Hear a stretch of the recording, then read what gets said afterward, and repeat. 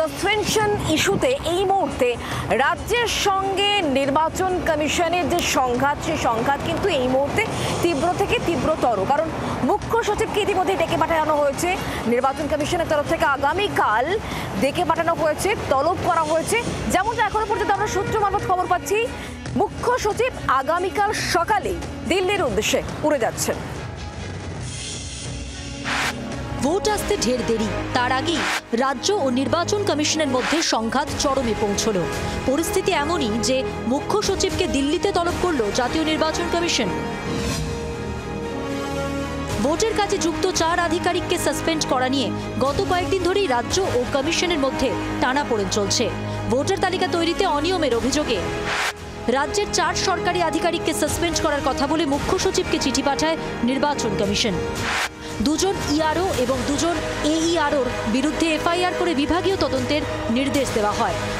একই সঙ্গে অভিযুক্ত এক ডেটা এন্ট্রি অপারেটরের নামেও এফআইআর দায়ের করতে বলে কমিশন। প্রথমে 5ই আগস্ট, তারপর 8ই আগস্ট রাজ্যকে 2টি চিঠি পাঠায় দিল্লির নির্বাচন সদন। দ্বিতীয় চিঠিতে রাজ্যকে 72 ঘন্টার সময় বেঁধে দেয় কমিশন।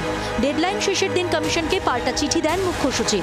জানিয়ে দেন আপাতত একজন এইআরও ও ডেটা এন্ট্রি অপারেটরকে নির্বাচন সংক্রান্ত কাজের বাইরে রাখা হচ্ছে।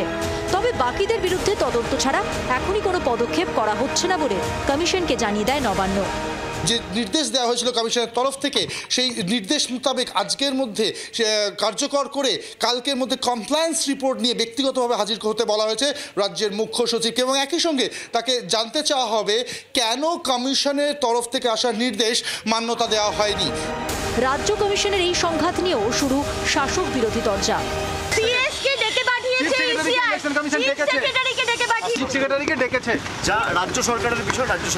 কেন্দ্রীয় সরকার তারা ইলেকশন কমিশনের মাধ্যমে একটা সুপার ইমার্জেন্সি পরিস্থিতি জারি করতে চলেছে ভারতবর্ষে।